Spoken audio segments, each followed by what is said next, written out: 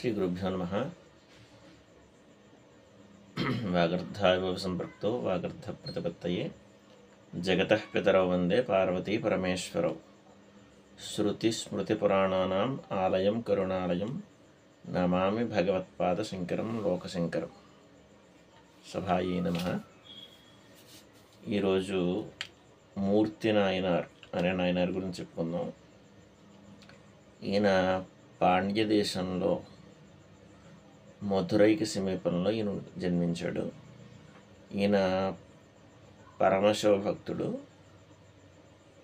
చిన్నప్పటి నుంచి కూడా వైదిక ప్రపంచంతో అనుబంధమైన ఈయనకి చాలా భక్తి ప్రపత్తులు కలిగిన శ్రద్ధతో కూడిన పూజ ఈయనకి చాలా ఇష్టంగా ఉండేది.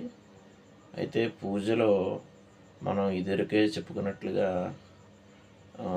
ఉపచారాలలో ఒక్కొక్కరికి ఆసక్తి ఉన్నట్లుగానే ఈయనకి చందనం సమర్పించడం అంటే చాలా ఇష్టంగా ఉండేది.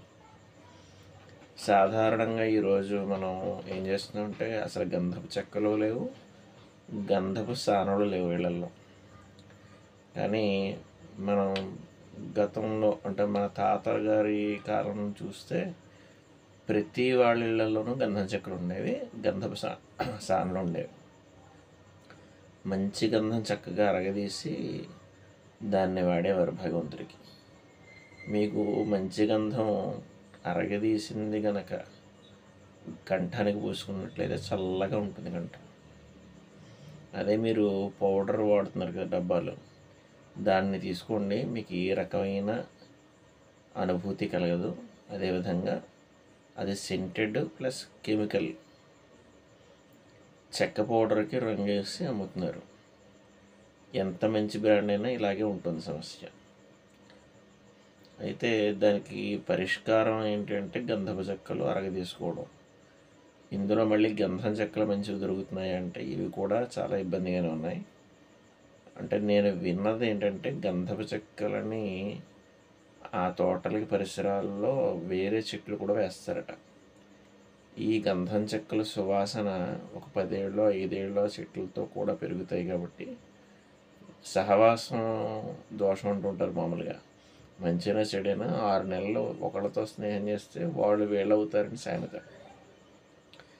అలా ఈ చెట్లకి సంబంధించి సుగంధం ఆ చెట్లకు కూడా అంటుకుని అది జామ చెట్టు అయినా మామిడి చెట్టు అయినా ఏ చెట్టు అయినా కూడా ఆ చెక్కని మనం తీసుకున్నట్లయితే ఆ చెక్క కూడా గంధపు చెక్క వాసనే వస్తుంది అని చెప్తారు.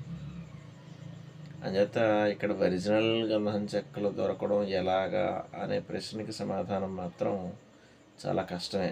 ఏదైనా ఫారెస్ట్ డిపార్ట్మెంట్ వాళ్ళు ఏమైనా పెడితే మనం తీసుకోవాలేమో కానీ నమ్మకంగా. ఇంకంతకు మించి ఏవైనా సరే బ్రాండ్లు పేర్లు చెప్పి వాళ్ళు కూడా డూప్లికేట్సే చాలా వరకు ఇస్తున్నారు. అలాగే ఇంక పౌడర్లకు వస్తే అసలు అంతా కూడా చాలా ఇబ్బందికరమైన పౌడర్లు ఇవన్నీ. అందులో నమ్మడానికి చాలా తక్కువ. ఇక మన సాంప్రదాయాల్ని పాటించే వాళ్ళ కంపెనీలు ఎవరైనా ఉంటే వాళ్ళని కొంతవరకు నమ్ముకోవచ్చు.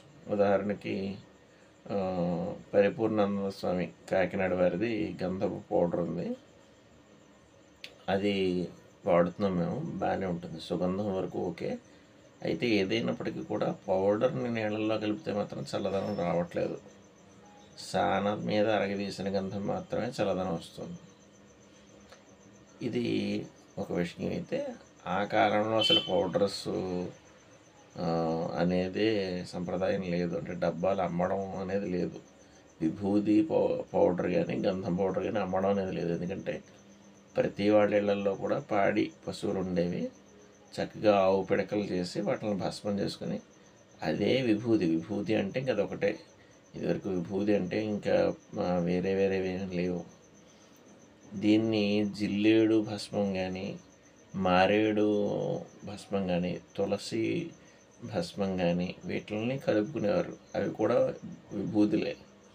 అనేది సుగంధం కోసం జవ్వాది వేసుకుని ఆ విభూతిలో కలుపుకొని రాసుకునేవారు ఏదైనా కొంచెం మంచి వాసన రావాలంటే. తప్ప కెమికల్స్ ఏమి ఉండేవి కాదు. ఇప్పుడు మనం చూస్తున్న సున్నప్రాయుల్లాగా విభూతులు వస్తున్నాయి. చాలా తెల్లగా ఉంటున్నాయి, బాగుంటున్నాయి. కాకపోతే శుభ్రంగా విభూతి త్రిపుండ్రాలు అలాగా పెయింటింగ్ వేసినట్టుగా ఉంటున్నాయి. కాకపోతే అది ఏమాత్రం ప్రయోజనకారి కాదు. వైదికంగా ఉపయోగం లేదు, సైన్స్ పరంగానూ ఉపయోగం లేదు, ప్లస్ వైద్యపరంగా ఇది చర్మానికి ఇబ్బంది కూడా కలిగిస్తుంది. సరే, ఇక విషయంలోకి వస్తే భక్తుడు ఎవరైతే మూర్తి నాయనారు ఉన్నారో ఈయన అలా చక్కగా గంధము అంటే గంధం పౌడర్ ఎలాగా అంటే ఒకవేళ నిజంగా వైద్యపరంగా ఏమైనా వినియోగించవలసి వస్తే ఆ గంధాన్ని, అరగదీసిన గంధాన్ని ఎండబెట్టి దాన్ని చూర్ణంగా వాడేవారు. అందుచేత అలాంటి గంధ చూర్ణాన్నే భగవంతుడికి ఈ మూర్తి నాయనారు సమర్పిస్తూ ఉండేవారు. అయితే ఎప్పటికప్పుడు తీసేవారు, ఇలా ఇన్స్టెంట్గా తీయడం తప్ప అది పౌడర్గా ఎండబెట్టి దాన్ని వేయడం అని కాదు. ప్రతిరోజు కూడా ఆయన అరగదీసిన గంధాన్ని మాత్రమే చక్కగా సమర్పించేవారు. అయితే ఇది ఇలా కొంతకాలం గడుస్తూ ఉండగా కొన్నాళ్ళకి ఈ వీరుంటున్న మధురై నగరం మీద కర్ణాటక రాజులు దండెత్తి ఆ నగరాన్ని స్వాధీనపరుచుకున్నారు. అయితే ఈ మధ్య కాలంలో చాలా తక్కువగా కనబడుతున్నారు, కానీ జైన సంప్రదాయంలో విష్ణువు యొక్క అంశాలను మాత్రమే ఆరాధన చేస్తారు. అది కూడా చాలా తక్కువ మంది. శివభక్తులు ఉండడం కష్టం జైన సంప్రదాయంలో.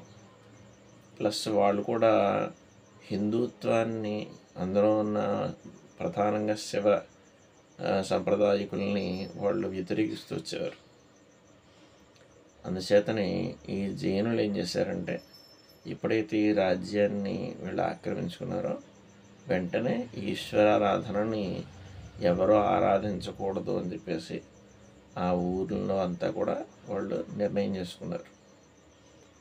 అంటే వీళ్ళు ఆదేశించారు, వాళ్ళు పాటించారు. ఎందుకంటే రాజుని ధిక్కరించి ఆ కాలంలో ఉండడానికి వీలు లేదు. ఎందుకంటే కోర్టు లేదా కేసులు కొన్నాళ్ళు పెండింగ్ పడడం, రాజ్య న్యాయ వ్యవస్థ ఇవన్నీ కూడా ఆ కాలంలో డిఫరెన్స్గా ఉండి అంతిమంగా మంత్రి గారు ఏం చెప్తే అదే రాజుగారు శిక్ష వేసేసేయడం తప్ప దానికి అమ్మయ్య ఎప్పుడో పడుతుందిలే, వీళ్ళప్పుడు మన జీవితం అయిపోతుందిలే అనే కాలం కాదు.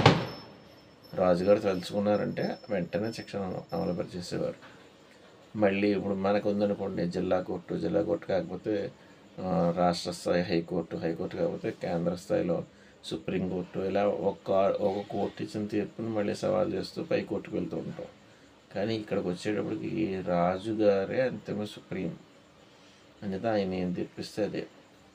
దానికి భయపడి వీళ్ళందరూ కూడా నడుచుకోవాలి. కాబట్టి ఈ శివభక్తులు ఎవరైనా సరే ఈశ్వరుని ఆరాధించడానికి వీలు లేదని ఎప్పుడైతే ఇతను హుకుం జారీ చేశాడో వెంటనే పాపం వాళ్ళందరూ కూడా మనసులో పరమేశ్వరుడు యొక్క ఆరాధన చేయాలని తాపత్రయం ఉన్నప్పటికీ కూడా అప్పటి నుంచి ఈశ్వరారాధనని మానేశారు. అయితే ఈయన 6 నూరైనా సరే నేను శివభక్తిని వీడను అని చెప్పారు ఈయన. అయితే ఆ మాత్రం దానికి శిక్ష విధించడం అనేది అంత సబబు అనిపించలేదు ఆ రాజుకి. ఎలాగైనా మార్చి తీరాలనే పట్టుదలతోటే ఉన్నాడు. అప్పటికే ఈ హిందువులందరినీ కూడా జైనులుగా మార్చేశారు. జైన మతం అనేది హిందూ సంప్రదాయంలో చాలా వరకు పాటిస్తూనే ఉంటారు, కానీ వాళ్ళు హిందువులు అని పరిగణించబడరు. వాళ్ళు వేరే మతానికే సంబంధించిన వాళ్ళు చెప్పాలంటే. అయితే అది భారతీయ మతం, అలాగే హిందుత్వం నుంచి డివైడ్ అయిన మతం అని చెప్తారు. కాబట్టి మనం కలుపుకునే ప్రయత్నం చేస్తామే తప్ప పూర్తిగా జైనులు హిందువులా అంటే హిందువులు కాదని చెప్పాలి. అయితే ఇక్కడికి వచ్చేటప్పటికి ఈ జైనులు జైన మతంలోకి వీళ్ళని మార్చడం కోసం అందరినీ ఊరంతా కూడా మార్చేశారు, బలవంతమైన మత మార్పిడి చేశారు. అయితే ఇక్కడ ఈయన దగ్గరికి వచ్చేటప్పటికి అది జరగలేదు. కాబట్టి ఆయన నేను మారను అని అలాగే పట్టుగా ఉన్నాడు. కాబట్టి ఈయనని ఈశ్వరారాధన చేయనివ్వకూడదు, అలాగే గంధాన్ని ఇవ్వనివ్వకూడదని చెప్పేసి మొత్తం ఊర్లో ఎక్కడ కూడా ఆయనకి గంధపు చెక్కలు ఎవరు సప్లై చేయకూడదని చెప్పేసి ఆయన హుకుం జారీ చేశాడనమాట. అయితే ఈయన దగ్గర ఉన్న గంధపు చెక్కలు ఏవో పాపం అవి కొన్నాళ్ళు అరగ తీసుకున్న తర్వాత మళ్ళీ గంధపు చెక్కలు కావాల్సి వచ్చినప్పటికీ ఈయన దగ్గర గంధపు చెక్కలు లేవు, ఎవరు అమ్మనని చెప్పేశారు. ఇంకా ఈయనకి ఏ మార్గం లేదు. అప్పుడు ఆయన ఏమనుకున్నాడంటే, ఇన్నాళ్ళు మా చేతులు గంధాన్ని అరగదీసాయి కదా, ఇక గంధాన్ని అరగదీయలేని పరిస్థితి మనకి ఏర్పడినప్పుడు నా చేతుల్ని స్వామి దీని నుంచి వచ్చిన ఏదైతే ద్రవ్యం ఉందో దాన్నే గంధంగా భావించు అని చెప్పేసి చేతుల్ని అరగదీసుకోవడం ప్రారంభించాడు ఆయన. ఎంత దారుణం చెప్పండి అసలు. భగవంతుడి గురించి అంటే భక్తుల విషయంలో మనం ఇదివరకు చరిత్రలను చదివితే మన ప్రాణాలని చాలా తుచ్చప్రాయంగా అంటారంటే ఒక గడ్డి పోచ వల్లే తీసేసేవారు. అది ధనమైనా మానమైనా ప్రాణమైనా కూడా ధర్మం కోసం అర్పించవలసి వస్తే దాన్నింటిని కూడా తృణప్రాయంగా వాటిని విడిచిపెట్టేసేవారు. ఆ కారణం చేతనే ఇక్కడ కూడా ఈయన తన చేతుల్ని భగవంతుడికి అర్పించడం కోసం అరగదీయడం ప్రారంభించాడు. ఊళ్ళో ఉన్న జనంతా కూడా కన్నీటి పర్యంతం అయ్యారు, కానీ చేసే పరిస్థితి ఏం లేదు. ఆ సమయంలో పూర్తిగా చేతులు అరగదీసేసి ఎముకలు బయటకు వచ్చేసాయి చేతులు. చూడండి ఎంత దారుణం. అలా ఎముకలు వచ్చేసిన తర్వాత అలా రక్తధార కారిపోతూ స్పృహ తిప్పిపోయి అక్కడే పడుకునిపోయాడు రాత్రి అంతా. ఇది ధార అంతా కారుతుంది రాత్రి అంతా. చివరికి ప్రాణాలు నిష్క్రమణ అయ్యే పరిస్థితి ఏర్పడినప్పుడు పరమేశ్వరుడు అతని చేతులను యథాస్థితిగా రప్పించి ఆయనకి స్వప్నంలో కనిపించి, పోయి మూర్తి నాయనార్ అనబడే నువ్వు పరమశివగణాల్లో ఒకడుగా నువ్వు ప్రకాశిస్తావు అని చెప్పి వరం ఇచ్చాడు. అదేవిధంగా ఈరోజే ఈ రాత్రికి ఆ రాజు తగిన శిక్ష అనుభవిస్తాడు, నీ చేత ఈ పని చేయడానికి పరోక్షంగా కారణం అయ్యాడు కాబట్టి అతనికి ఈ రాత్రికే శిక్ష పడుతుంది. అదేవిధంగా నువ్వు ఈ రాజ్యాన్ని నీలాంటి భక్తుడు రాజ్యాధికారాన్ని చేపట్టి కనుక రాజ్యాన్ని పాలిస్తే అంతా మంచి జరుగుతుందని భావిస్తున్నాను కాబట్టి నువ్వు రాజ్యాధికారాన్ని చేపట్టాలి అని చెప్పేసి దానికి తగ్గ పరిణామాలను కూడా చోటు చేసుకుంటాయని చెప్పేసి స్వామివారు స్వప్నంలో కనిపించి అదృశ్యం అయిపోయారు. ఈయన లేచేటప్పటికి చేతులు యథాస్థితిగా ఉండడం చూసి చాలా ఆశ్చర్యపోయాడు. ఇదంతా నిజమే అని చెప్పేసి తెలుసుకున్నాడు. అయితే ఈ లోపలనే ఊర్లో అంతా కూడా గందరగోళంగా ఉంది. ఏంటి అంటే ఆ మహారాజు గారు రాత్రే హఠాన్మరణం పొంది చనిపోయాడు అని చెప్పేసి. ఇది ఎప్పుడైతే ఇతను చనిపోయాడో వెంటనే ఆ మిగిలిన రాజ్య పెద్దలు ఎవరైతే ఉన్నారో మంత్రి ఇత్యాదులు వీళ్ళందరూ కూడా సమావేశం ఏర్పరచుకుని అతను ఎలాగా పోయాడు కాబట్టి ఇప్పుడు ఎవరిని రాజ్యాధికారం చేయాలి, వారికి కుమారులు లేరు, ఆ చనిపోయిన రాజుకు కొడుకులు లేరు, అన్యత ఈ రాజ్యాధికారాన్ని మన ఏనుగులు ఏవైతే ఉన్నాయో అందులో శ్రేష్టమైన ఏనుగుని ఎన్నుకుని దానికి ఒక మాలనిచ్చి ఆ మాల ఎవరి మెడలో వేస్తారో ఆ ఏనుగు అతడే రాజుగా పరిగణించాలని చెప్పేసి నిర్ణయం చేసుకుని మంచి ఏనుగుని తీసుకొచ్చి ఆ ఏనుగుకి ట్రైనింగ్ అయిన ఏనుగుమాట అది దైవాంశ సంభూతురాలుగా వాళ్ళు అనుకున్నారు. ఎందుకంటే అది ఆ ఊర్లో ఉన్న అప్పటి వరకు శివాలయానికి కైంకర్యాలు చేస్తూ ఉండేదన్నమాట ఏనుగు.